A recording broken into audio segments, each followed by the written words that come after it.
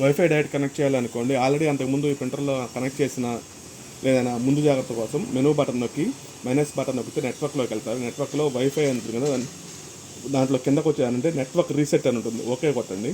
Reset చేయమని అడుగుతుంది, network reset అని వస్తుంది. రీసెట్ కొట్టడానికి అప్ ఆరో చూపిస్తుంది, ప్లస్ బటన్ నొక్కాలి. మళ్ళీ రీబూట్ ఓకే అంటుంది, ఓకే నొక్కండి. ఎస్ అని అడుగుతుంది, నో అడుగుతుంది. ఎస్ అంటే అప్ ఆరో నొక్కాలి. నొక్కితే ప్లీజ్ వెయిట్ అని బడి సిస్టమ్ ప్రింటర్ అంతా రీస్టార్ట్ అయిపోయి పాత ఉన్న నెట్వర్క్ డేటా మొత్తం ఎరేజ్ చేసేస్తుంది. ఆ తర్వాత మళ్ళీ నార్మల్ అని వస్తుంది. మెనూ నొక్కి నెట్వర్క్లోకి వెళ్ళాలి. నెట్వర్క్లో వైఫై లేదంటే WLAN అని ఉంటుంది, దాన్ని ఓకే చేయండి. ఫైండ్ నెట్వర్క్ అని వస్తుంది, దాన్ని ఓకే చేయండి. WLAN ఎనేబుల్ చేయమంటుంది, ప్లస్ బటన్ నొక్కండి. సెర్చింగ్ SSID అని వస్తుంది. ఇది మా ఆఫీస్లో ఉన్న ఫోన్ కనెక్ట్ చేసి చూపిస్తున్నాను మీకు, హాట్స్పాట్ ఎలాగని.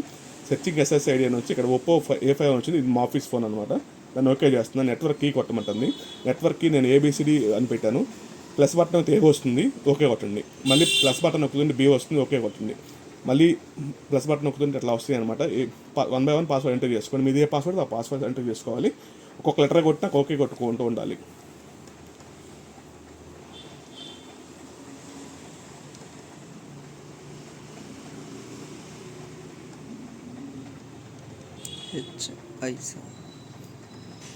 అవి కూడా పెట్టాను.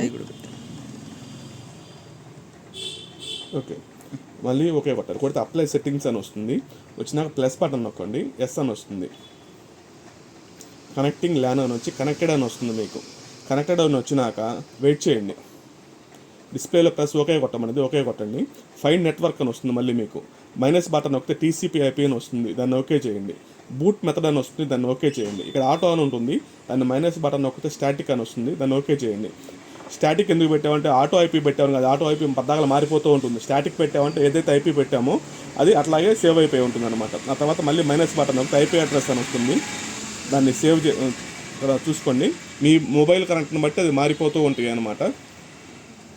దాన్ని బట్టి అది మనం చేసుకుంటూ ఉండాలి. ఇక్కడ IP అడ్రస్ వచ్చింది కదా, దాన్ని మనం నోట్ చేసుకోవాలన్నమాట.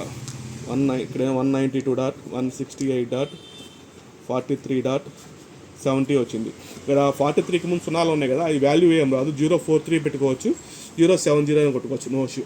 చేసేసినాక స్టాప్ బటన్ నొక్కేసేసేయండి, దీంతో పని అయిపోయింది. ఆ తర్వాత ఏదైతే మొబైల్కి మనం హాట్స్పాట్ ఆన్ చేసామో ఆ ప్రింటర్లో దాన్ని కనెక్ట్ చేసుకోవాలి. బ్రదర్ యాప్ ఓపెన్ చేయండి. ఓపెన్ చేసినాక ఇక్కడ ప్రింటర్ మోడల్ ఉంది కదా, అక్కడ మనం క్లిక్ చేసుకుంటే సెట్ మాన్యువల్లీ ఉంటుంది. ఇది ఈజీ ప్రాసెస్ అనమాట. సెట్ మాన్యువల్లీ కొట్టి ఇందాక మనం IP అడ్రస్ రాసుకున్నాం కదా, అది ఇక్కడ టైప్ చేస్తాం. 192.168.43.70 ప్రింట్ వచ్చింది చూసారా, కనెక్ట్ కొట్టేసుకోవటమే. అప్పుడు పద్దాకలా డిస్కనెక్ట్ అవ్వటం కానీ ఏమీ జరగదు. కనెక్ట్ అయినాక ప్రింట్ చేసేసుకొని స్కాన్ చేసుకొని వాడుకోవచ్చు. ఇదే ప్రాసెస్. చూసారా, ప్రింట్ వచ్చేసింది. స్కానింగ్ చూసుకోండి ఒకసారి. స్కానింగ్ కూడా చూపిస్తాను మీకు.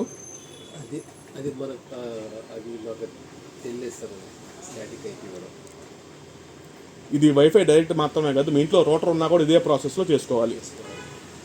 సరే, స్కానింగ్ అయిపోయింది. దాన్ని కొడితే చూపిస్తుంది, మనం ఎవరికి కావాలో వాళ్ళకి పంపించేసుకోవచ్చు. ఇంతే ఇది.